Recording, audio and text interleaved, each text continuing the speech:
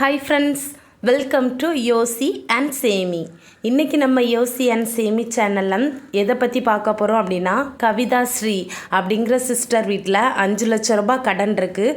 அதை பற்றி தான், அந்த கடனை எப்படி அடைக்கலான்னு பேச போகிறேன். அதுக்கு முன்னாடி இந்த ஒரு நல்ல கமெண்ட் பாருங்கள். கிருது செந்தில் அப்படிங்கிற ஒரு அக்கா என்னோட வீடியோலாம் பார்த்துட்டு எனக்கு ரொம்ப பாராட்டி இந்த மாதிரி ஒரு கமெண்ட்ஸ் கொடுத்துருந்தாங்க. இதை பார்த்த உடனே சத்தியமாக என் கண்ணிலேருந்து கண்ணீர் வந்துட்டு. ஏன்னா இந்த மாதிரி இது வரைக்கும் யாருமே என்னை ஒரு சின்னதாக பாராட்டினது கிடையாது. ஃபஸ்ட் டைம் பாராட்டின அந்த அக்காவுக்கு என்னோட மனசார வாழ்த்துக்களை சொல்லிக்கிறேன். இப்போ வீடியோக்குள்ளே போகலாமா? இன்றைக்கி பார்த்தீங்க அப்படின்னா, இந்த கவிதா ஸ்ரீ அப்படிங்கிற சிஸ்டர் என்கிட்ட ஒரு 10 நாளாகவே கேட்டுக்கிட்டு இருந்தாங்க. யாருக்கெல்லாம் தெரியும்னு தெரியாது, நான் ஒரு 15 நாளாக காய்ச்சல், தொண்டை வலி, வயிறு வலி அப்படின்னு நல்லா கஷ்டப்பட்டு ஹாஸ்பிட்டல் வீடுமா அலைஞ்சிக்கிட்டே இருந்தேன். மனுஷன் இன்றைக்கி இருக்கிற மாதிரியே என்றைக்கும் இருப்பானான்னு கேட்டால் கிடையாது. காலங்கள் மாறும், நம்மளோட உடல்நிலையும் அதுக்கு ஒத்துழைக்கணும். என்ன மாதிரி, அதாவது எனக்கு இந்த காய்ச்சல் தலைவலி எப்படி வந்துச்சுன்னா, நான் நேரத்துக்கு கரெக்டாக சாப்பிடலை. நான் சோறை எவ்வளோக்கு அவாய்ட் பண்ணணும், இன்றைக்கி அவ்வளோ ரூபாய் கொண்டு ஹாஸ்பிட்டலில் கொடுத்துருக்கேன். இந்த மாதிரி தப்பு நீங்கள் செய்யாதீங்க. நம்ம எவ்வளோ தான் ஒரு பிஸியாக ஒரு ஸ்கெடியூல் போட்டு லைஃப்பை ரன் பண்ணிக்கிட்டே இருந்தாலும் கரெக்டான டைமை ஒதுக்கி நம்மளோட வயிற்றை காயப்படாதீங்க. உழைக்கிறதே இந்த கால்ஜான் வயிறுக்கு மட்டும்தான். அல்சர்லாம் வந்தால் பாடு பார்க்க முடியாது. கண்டிப்பாக எல்லாருமே நல்லா சாப்பிட்டு நிம்மதியான ஹாப்பியான வாழ்க்கையை வாழுங்க. வாங்க வீடியோக்குள்ளே போகலாம். ஃபஸ்ட்டு பார்த்தீங்க அப்படின்னா, கவிதா ஸ்ரீ சிஸ்டர் உங்கள் வீட்டில் 5 லட்சம் ரூபாய் கடன் இருக்குது. 5 லட்சமா அப்படின்னு நினைக்காதீங்க, 5 லட்சம் தான். கவலையே படாதீங்க, ஈஸியாக அடைக்கலாம். சரியா? இந்த கவிதாக்காவுக்கு அவங்க ஹஸ்பண்டும் கவிதாக்காவும் சேர்ந்து தான் உழைக்கிறாங்களாம். அவங்க வருமானம் 2 பேரோட வருமானம் எவ்வளோன்னா 25,000 ரூபா. நல்ல வருமானம் தான். ஆனால் இன்னும் இப்போ இருக்க காலகட்டத்தில் இது ரொம்ப நல்ல வருமானமானு கேட்டால் என்னை பொறுத்த வரைக்கும் கிடையாது. இன்னும் கொஞ்சம், இன்னொரு 10,000 ரூபாய் உங்களுக்கு இன்னுமே சம்பளம் கிடைக்கிற மாதிரி ஏதாச்சும் ஒரு ஐடியாவை போட்டு பிஸ்னஸ் பண்ணுங்கள். அப்படி இல்லையா, இன்னும் ஒரு நல்ல ஒரு வேலைக்கு போகிறதுக்கு முயற்சி பண்ணுங்கள். அப்போது இவங்க 2 பேரோட வருமானம் பார்த்திங்கன்னா 25,000 ரூபா. நான் வீடியோ சின்னதாக காட்டியிருப்பேன். ஏன்னா எனக்கு நிறைய எம்பி போயிட்டே இருக்கும். அதனால வீடியோவில் வந்த வீடியோவே வந்த மாதிரி இருக்கும். நீங்கள் ஃபுல்லாக நான் எழுதி வச்சுருக்கிறத ஒரு நோட்ஸாக எழுதி எடுத்துக்கோங்கக்கா.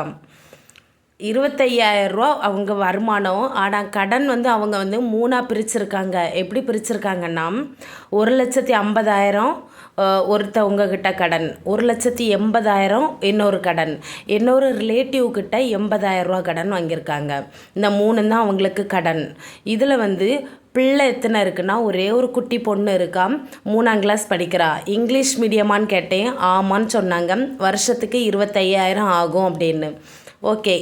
ஏன்னா இப்போ இருக்க காலகட்டத்தில் கண்டிப்பாக ஒரு எல்கேஜி யூகேஜிலேருந்தே படித்து ஒரு 5ஆம் கிளாஸ் வரைக்கும் நம்ம பிள்ளைங்கள ஒரு இங்கிலீஷ் மீடியத்தில் சேர்த்துட்டு அதுக்கப்புறம் கூட நம்ம கவர்மெண்ட் ஸ்கூலில் சேர்க்கலாம். ஏன்னா அதுக்கப்புறம் பிள்ளைங்களுக்கு ஃபீஸும் அதிகமாயிரும். கவர்மெண்ட் ஸ்கூலில் இங்கிலீஷ் மீடியம் பார்த்து சேர்த்து விட்டுருங்க. ஓகேவா? அது உங்களோட விருப்பம். ஆனால் நம்மளோட வருமானத்துக்கு தக்க நம்ம பிள்ளைங்க படித்தா போதும். சரியா? ஆனால் முதல்ல அது சொல்லுவாங்கள்ல, பில்டிங் பேஸ்மெண்ட்டை ஸ்ட்ராங்காக போட்டுறணும் அப்படின்னு. அதனால் அந்த பேசிக்காக கொடுக்கக்கூடிய அந்த கல்வியை நீங்கள் இங்கிலீஷ் மீடியத்தில் கொடுக்கேன்னு சொல்கிறது ரொம்ப ரொம்ப பாராட்டத்தக்கிறது. உங்கள் பிள்ளை வளர்ந்து வரும்போது உங்கள் கையில் நிறைய வருமானம் வந்துச்சுன்னா நீங்கள் இங்கிலீஷ் மீடியமாக கண்டினியூ பண்ணுங்கள். இல்லை அப்போவும் உங்களுக்கு இதே மாதிரி தான் உங்களோட ஃபினான்சியல் ஸ்டேட்டஸ் போய்கிட்டே இருந்துச்சுன்னா, நீங்கள் 5ஆம் கிளாஸ் படித்து முடித்த உடனே உங்கள் பிள்ளையை கொண்டு கவர்மெண்ட் ஸ்கூலில் இங்கிலீஷ் மீடியத்தில் சேர்த்து விட்டுருங்கக்கா. இது என்னோட ஸ்மால் ரிக்வெஸ்ட். ஓகேவா? அதுக்கப்புறம் பார்த்தீங்க அப்படின்னா, இந்த அக்காவுக்கு வீட்டு வாடகை கட்டுறாங்களாம். எவ்வளோ கட்டுறாங்கன்னா, மாதம் 6,000 ரூபா கட்டுறாங்க. இந்த 6,000 ரூபா சரி, 25,000 ரூபாவில் 6,000 ரூபா போயிட்டுனா மீதி எவ்வளோ இருக்கும்? 19,000 ரூபா இருக்கும். இந்த 19,000 வச்சு உங்கள் வீட்டு செலவு எல்லாம் பார்க்கணும். அதில் வேறு கடன் அடைக்கணும், பிள்ளைக்கு ஸ்கூல் ஃபீஸ் எடுக்கணும். எப்படி எடுக்கலான்னு பார்க்கலாமா? ₹6,000 வீட்டு வாடகை போயாச்சு. நீங்கள் 25,000 வாங்கின உடனே உங்கள் மனசுலையே நீங்கள் ஒரு மனக்கணக்கு போட்டுறணும். ₹6,000 தூக்கி வாடகைக்கு கொடுத்துருங்க. ஆனால் அது வீட்டு வாடகையாக இருந்துன்னா உங்கள் ஊரில் நீங்கள் ₹3,000 ₹2,500 வீடு இருக்கான்னு தேடி பாருங்கள். ஏன்னா நமக்கு இவ்வளோ கடன் இருக்கும்போது வருமானம் கம்மியாக இருக்குது. அப்போ நம்ம ₹6,000 வாடகை வந்து சத்தியமாக அதிகமான ஒரு வாடகை தான். முடிஞ்ச அளவு நீங்கள் வாடகை வந்து இன்னொரு பாதி கம்மியாக கிடைக்கக்கூடிய வீட்டில் போய் இருங்க. வசதிகள் இல்லாட்டும் பரவாயில்ல, கொஞ்சம் கடன் அடைக்கிறது வரைக்கும் அந்த வீட்டில் இருந்து அட்ஜஸ்ட் பண்ணுங்கள். 6,000 7,000 வேண்டாம், சரியா? அப்போது வீட்டு வாடகை ₹6,000 கொடுக்குறீங்களா? அடுத்து பார்த்திங்கன்னா மீதி எவ்வளோ இருக்கும்? ₹19,000 இருக்கும். சம்பளத்தை வாங்கின உடனே நீங்கள் ₹6,000 வீட்டு வாடகைக்கு கொடுத்துட்டு மீதி என்ன செய்யணும்னா ₹19,000 ₹10,000 எடுத்து உங்களுடைய சேமிப்புன்னு வைக்கணும். அது உங்கள் அக்கௌண்ட்லேயே கிடந்தாலும் சரி தான், இல்லை உங்களுக்கு ஒரு வருஷம் 2 வருஷம் கழித்து உங்களோட கடன் வந்து அடைச்சி முடிச்சிடணும்னு நினச்சிங்கன்னா நீங்கள் தாராளமாக, நான் எல்லாருக்கும் சொல்லக்கூடிய ஒரு விஷயந்தான், ஏலச்சீட்டு போட்டுருங்க. ஏலச்சீட்டு உங்கள் ஊரில் இல்லை அப்படின்னா நீங்கள் வேறு யார்கிட்டேயுமே ஏமாற வேண்டாம். ஏலச்சீட்டுமே உங்களுக்கு தெரிஞ்சவங்க நடத்தினா மட்டும் அவங்கக்கிட்ட போய் காசை கொடுங்க. முன்ன பின்ன தெரியாதவங்க கிட்ட போய் கட்டிட்டு நம்ம பணத்தை இழக்கிறதுக்கு தயாராக இருக்கக்கூடாது. அப்போ ஏலச்சீட்டு இல்லாத பட்சத்தில் தான் நீங்கள் எங்கே போகணும்? பேங்க்லேயே உங்களோட பணம் வந்து சேமிப்பில் இருக்கட்டும். என்ன 1 வருஷம் 2 வருஷம் கழித்து நம்ம அந்த அமௌண்ட்டை எடுக்கும்போது நமக்கு சின்னதாக ஒரு வட்டி கிடைக்கும். ஏலச்சீட்டு போட்டோம் அப்படின்னாலும் அப்படி தான். இப்போ ஒரு ₹2,00,000 நான் 2 வருஷத்தில் கட்டியிருக்கேன்னா தரும்போது ₹2,10,000 ஒரு ₹10,000 நமக்கு வந்து எக்ஸ்ட்ரா கிடைக்கிற மாதிரி இருக்கும். எதுக்காக நான் ஏலச்சீட்டு போட சொல்வேன்னா, நம்ம கையிலையே வந்து பணத்தை சேமிக்க முடியாது. இன்றைக்கி 10,000 வச்சுருப்போம். நாளைக்கு நம்ம வந்து அந்த ₹10,000 நமக்கே ஏதாவது ஒரு ஆசைகள் வரும். ஏதாச்சும் ஒரு பொருளை வாங்குவோம். ஹாஸ்பிட்டலுக்கு போகிறதுக்கு ஏதாச்சும் ஒரு செலவு வந்துடும். அதனால் கையிருப்பு மட்டும் எப்போவுமே கையில் நான் பணத்தை சேமிக்கிறேன் அப்படிங்கிற ஒரு முட்டாள் ஐடியாவை யாருமே யோசிக்காதீங்க. அது வந்து கையில் இருக்கிறத விட நம்ம அக்கௌண்ட்டில் இருக்கிறது ரொம்ப ரொம்ப பெஸ்ட்டு, சரியா? அப்போது இப்போ எவ்வளோ வந்தாச்சு? ₹25,000 ₹6,000 வாடகை போயாச்சு, ₹10,000 அவங்க சேமிப்புக்கு வந்தாச்சு. மீதி எவ்வளோ இருக்குன்னா ₹9,000. இந்த ₹9,000 தான் நம்மளோட கிங்கு அப்படின்னு நினச்சிக்கோங்க. ஏன்னா நம்ம கிங்கு, நம்மளோட ராஜா.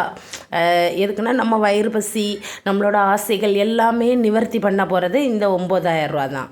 இந்த 9,000 செலவு பண்ணிடுறான்னு கேட்டால் கிடையாது. 9,000 நீங்கள் ஒரு ₹3,000 எடுத்துடணும். ₹3,000 எதுக்குன்னா உங்கள் பிள்ளைக்கு நீங்கள் வந்து மொத்தமாக ஃபீஸ் கட்டுறதுக்காக உங்கள்கிட்ட இருக்கக்கூடிய நகையை கொண்டு தான் அடமானம் வச்சு ஸ்கூல் ஃபீஸ் கட்டுறேன்னு சொன்னீங்க. அந்த மாதிரி செய்யாதீங்க. மாதம் ₹3,000 எடுத்து பிள்ளைக்குன்னு சொல்லிவிட்டு நீங்கள் ஒரு இடத்துல சேவ் பண்ணுங்கள். அது வீட்டுக்குள்ளே மட்டும் சேவ் பண்ணாதீங்க. அது எப்படியும் நம்ம செலவு பண்ணிடுவோம். நீங்கள் வந்து பேங்க்லேயே போட்டு வைங்க. பிள்ளைக்குள்ள ரூபாயில் கை வைக்கக்கூடாது. நீங்கள் கரெக்டாக ஒரு வருஷத்தில் ஸ்கூல் ஃபீஸ் கட்ட போகும்போது நீங்கள் உங்கள் அக்கௌண்ட்டில் போய் பிள்ளைக்கு எதில் சேர்த்திங்களோ அந்த சேவிங் அக்கௌண்ட்டில் போய் நீங்கள் அந்த ரூபாயை எடுத்துக்கலாம். இப்போ மாதம் ₹3,000 வச்சு நீங்கள் பிள்ளைக்கு சேர்த்துட்டே வந்தால் 12 மாதத்தில் எவ்வளோ ரூபா சேர்ப்பீங்க அப்படி நீங்கள் கணக்கு பண்ணி பாருங்கள். நமக்கு அதுதான் லாபம். இதே நீங்கள் அந்த டைமில் போய் நகையை போய் நீங்கள் வச்சு பிள்ளைக்கு ஸ்கூல் ஃபீஸ் கட்டினீங்கன்னா அதுக்கு எக்ஸ்ட்ரா நாம் வந்து கையிலேருந்து வட்டி கட்டுற மாதிரி இருக்கும். அப்போ நஷ்டம் யாருக்கு? நமக்கு தான் நஷ்டம். ₹1 நம்மளை விட்டு போகுதுன்னா அது நமக்கு நஷ்டம், சரியா? புத்திசாலியாக யோசிங்க. அப்போது ₹9,000 ₹3,000 பிள்ளைக்கு எடுத்தாச்சு. இப்போ வீட்டு செலவு ₹6,000. உங்கள் புருஷன், நீங்கள், உங்கள் பிள்ளை சூப்பராக ஓட்டிடலாம். ஏன்னா வீட்டு வாடகை தான் ₹6,000 கொடுக்கோம்ல.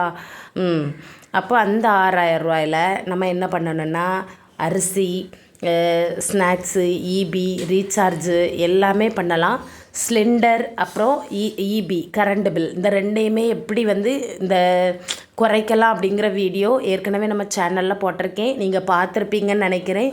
பார்க்காதவங்க கண்டிப்பாக நம்ம சேனலில் அந்த 2 வீடியோவும் பார்த்துட்டு உங்கள் வீட்டில் கண்டிப்பாக மாதம் கட்டுற சிலிண்டர் ஈபி பில் வந்து ரொம்ப கம்மியாக வரும். ட்ரை பண்ணி பாருங்கள், ஓகேவா?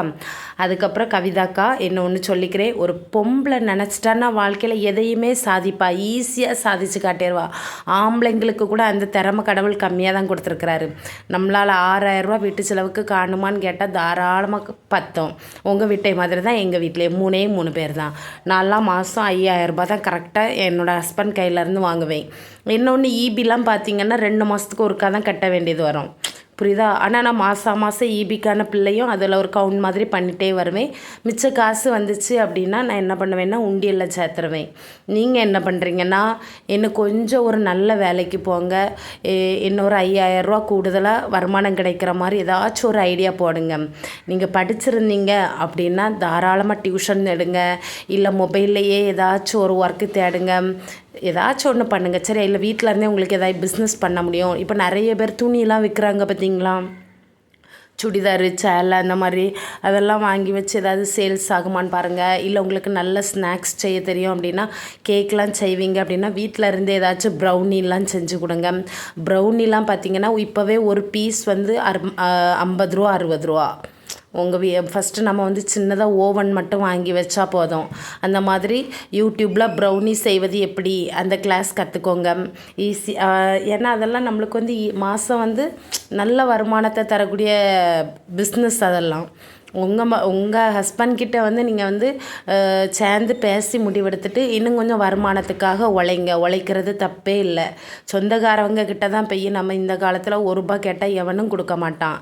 நம்ம சொந்த காலில் நின்று கண்டிப்பாக உழைச்சி முன்னேறும்போது நமக்கு அதில் வரும் பாருங்க ஒரு கெத்து. அப்போ இந்த 5 லட்ச ரூபா கடன்லாம் நினச்சி நீங்கள் வந்து ஃபீல் பண்ணாதீங்க. சரியாக்கா? உங்கள் தங்கச்சியாக நினச்சி நான் உங்ககிட்ட பேசிக்கிறேன். ஏன்னா இதை விடையும் நான் ஏற்கனவே நிறைய வீடியோவில் சொல்லியிருப்பேன். நான் 15 லட்சம் 20 லட்ச ரூபா கடனில் தான் நானும் இருந்து அதிலிருந்து தான் மீண்டு வந்துட்டேன்னா ஃபுல்லாக வரல, ஒரு 3/4 கட்டம் வந்து நானும் தாண்டியிருக்கேன். அப்போ 20 லட்சம் கடன் இருந்த எனக்கு இந்த 5 லட்சம் பார்க்கும்போது சப்பா மேட்டராக தான் இருக்குது. அது வந்து நான் அப்படி பேசுகிறேன்னு வருத்தப்படாதீங்க. 5 லட்ச ரூபா வருமானம் கம்மியாக இருக்கவங்களுக்கு 5 லட்சம் பெரிய மலை தான். ஆனால் அதையே நினச்சி நம்ம மண்டைக்குள்ளே போட்டு உருட்டி நம்ம மண்டையை வந்து ப்ரெஷர் கொடுக்கக்கூடாது. சரியா? ஈஸியாக எப்போவுமே பாசிட்டிவாக திங்க் பண்ணுங்கள். நம்மளால் முடியும், ஈஸியாக அடைச்சிடலாம். இந்த 5 லட்ச ரூபா கடனை நான் சொல்கிற மாதிரி நீங்கள் ஏலச்சிட்டு போட்டு அழகாக நீங்கள் வந்து உங்கள் கடை மாதம் 10,000 ரூபாய்க்கு 10,000 ரூபா மாதம் வந்து 10,000 ரூபா நீங்கள் வந்து ஏலச்சிட்டு போடுறீங்க, அப்படி இல்லையா உங்களோட அக்கௌண்ட்டில் சேமிக்கிறீங்க அப்படின்னா இந்த மாதம் 10,000 ரூபா வருமா, ஏலச்சிட்டு போட்டிங்கன்னா 10,000 ரூபா எடுத்துக்கிட்டே இருக்கணும். கரெக்டாக 1.25 வருஷத்தில் முடிஞ்சிடும். ஏலச்சிட்டு முடிஞ்சிடும். அப்போ அதில் வந்து உங்களுக்கு எவ்வளோ ரூபா கிடைக்குன்னா 2 லட்ச ரூபா கிடைக்கும். அதே மாதிரி இன்னொரு 1 வருஷம் நீங்கள் பாடுபட்டால் போதும். 2 வருஷத்தில் உங்களுக்கு 5 லட்ச ரூபா கடன் ஈஸியாக முடிஞ்சிடும். உங்கள் பொண்ணு ஃபஸ்ட் ஸ்டாண்டர்ட் போகிறதுக்குள்ளே உங்கள் வீட்டு கடன் முடிஞ்சிடும். அதுக்கப்புறம் பார்த்திங்கன்னா நம்ம வீட்டு வருமானத்துக்கு தக்க நம்ம வந்து கடன் வாங்கணும். சரியா? ஒரு நாள் ஃபுல்லாக நம்ம வந்து ரூபாய் எடுத்துகிட்டு கடைக்கு போகலை அப்படின்னாலே அந்த நாள் நமக்கான நாள்னு யோசிச்சுக்கோங்க. யார்கிட்டேயுமே மேக்ஸிமம் கையேந்தி கடன் வாங்காதீங்க. அந்த கடன் வந்து இப்போ நம்ம பக்கத்தில் ஒரு கடைக்கு போகிறோம், ஒரு 50 ரூபா கடனுக்கு நான் ஒரு பொருள் வாங்கிட்டு வரேன்னா அது தப்பு இல்லை. ஆனால் அந்த 50 ரூபா 500 ரூபாயா இருக்கக்கூடாது.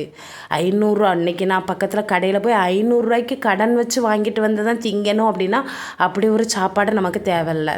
நம்மளால் எதை அடைக்க முடியுமோ அந்த இதில் தான் கடன் ஆகணும்.